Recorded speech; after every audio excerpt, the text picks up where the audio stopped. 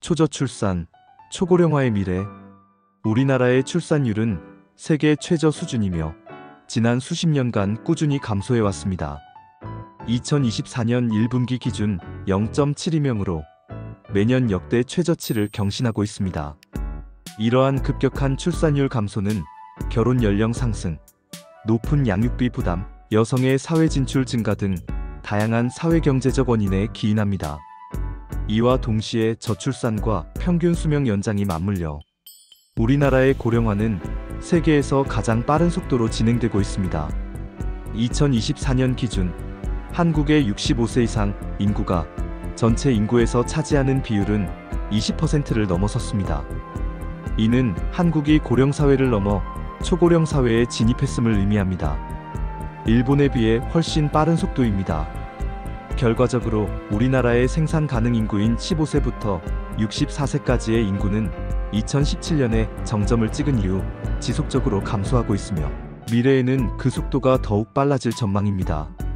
그렇다면 초저출산율과 초고령 사회로의 진입으로 생산 가능 인구수의 급격한 감소는 앞으로 우리나라에 어떠한 영향을 미칠까요?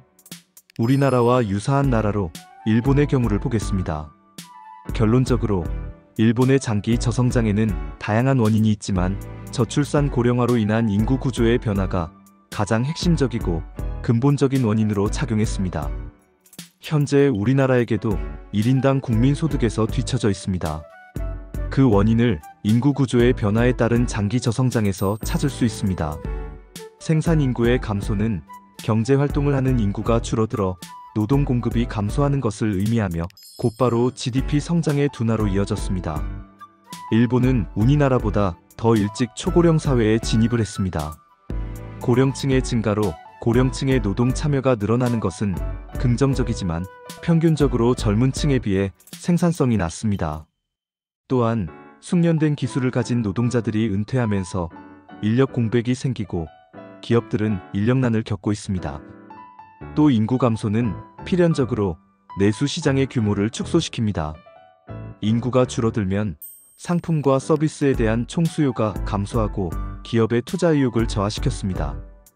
고령화가 진행되면서 은퇴한 노년층이 저축을 소비로 전환하거나 연금을 받으면서 과거 일본 경제 성장의 원동력이었던 높은 저축률이 하락했습니다.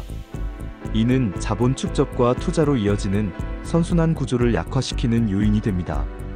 고령화로 인해 연금, 의료, 요양 등 사회보장 지출이 급증하면서 정부 재정에 막대한 부담을 안겨주고 있습니다. 2021년 일본의 사회보장 지출은 GDP 대비 25%를 넘어섰는데 이는 정부의 다른 분야 국방, 인프라 투자 등에 대한 지출 여력을 감소시켜 장기적인 경제 성장을 저해하는 원인이 되고 있습니다.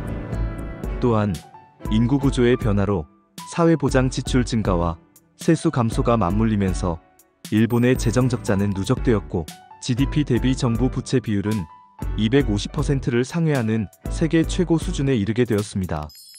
이자 부담도 막대해져 재정의 악순환이 이어지고 있습니다.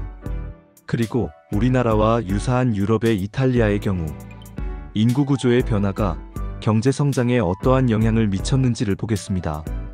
결과적으로 이탈리아의 저성장에는 다양한 원인이 있지만 저출산 고령화로 인한 인구 구조 변화는 가장 핵심적이고 구조적인 원인으로 경제 전반에 막대한 영향을 미치고 있습니다. 이탈리아의 경우에도 일본의 경우와 같이 생산 가능 인구의 감소와 노동 생산성이 저하되었습니다. 이런 인구 구조의 변화로 인해 이탈리아는 GDP 대비 연금 지출 비중이 매우 높은 국가로 2017년 기준 사회복지 지출은 GDP의 28.1%에 달했습니다. 사회복지 지출의 대부분이 연금으로 사용되며 이는 청년층이 낸 돈으로 노년층의 연금을 지급하는 구조입니다. 우리나라도 재정 지출을 줄일 수 없는 여건이 된 것입니다. 우리나라와 같이 이탈리아는 GDP 대비 부채 비율이 130%를 넘는 심각한 재정난을 겪고 있으며 정부가 경제 성장을 위한 투자나 혁신에 재정을 투입할 여력이 줄어드는 원인이 되고 있습니다. 이렇다면 우리나라는 미래에 어떤 일이 벌어질까요? 우리나라는 2021년부터 사망자 수가 출생아 수를 초과하는 인구, 자연 감소가 이미 시작되고 있습니다. 다만 2024년 5월 기준 15세 이상 외국인 상주 인구는 156만 1천 명으로 전년 대비 9.1% 증가했습니다. 2024년 5월 기준으로 국내에서 취업한 외국인 수는 약 92만 3천 명으로 역대 최대 규모를 기록했습니다. 외국인 근로자 도입 규모가 크게 확대되면서 제조업, 건설업, 농축산업 등에서 인력난 해소에 기여하고 있습니다. 외국인 근로자 유입은 생산 가능 인구 감소에 따른 노동력 부족을 완화하는 중요한 역할을 하고 있지만 생산 가능 인구 감소의 규모가 워낙 커서 이를 완전히 대체하기에는 역부족입니다. 아직 우리나라의 정부의 부채 비율은 50% 선으로 아직 다른 나라에 비하여 낮은 편입니다. 2024년 기준 OECD 평균은 74%고 일본은 237%나 미국의 121% 등 주요 선진국에 비하면 상대적으로 낮은 편입니다. 하지만 그 증가 속도가 매우 빠릅니다. 앞으로 재정 지출이 재정 수입보다 계속 초과할 것입니다. 생산 가능 인구의 감소로 장기 저성장 국면으로 들어섰으며 재정 지출의 여력은 있다지만 높은 정부 부채는 경제 성장을 위한 투자를 위축시키고 이는 다시 세수 감소로 이어져 부채 비율을 더욱 높이는 악순환을 만듭니다.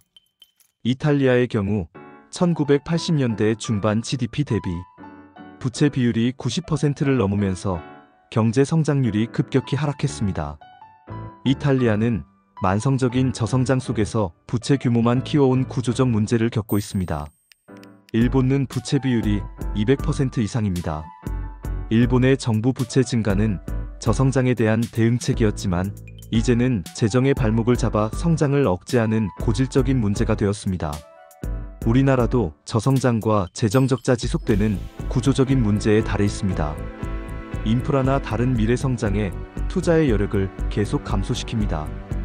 내수가 침체되고 사회적인 활력을 떨어질 것입니다. 우리나라는 2022년에 GDP 대비 의료비 지출이 OECD 평균인 9.2%를 넘어섰습니다. 현재 추세가 지속될 경우 2033년 국민 의료비는 561조 원에 달해 GDP의 15.9%를 차지할 것으로 전망됩니다. 그 원인은 급격한 고령화와 의료 가격의 상승입니다. 동시에 공적연금과 공공복지 지출이 계속 늘어날 전망이고 그 주된 원인은 인구 구조의 변화입니다.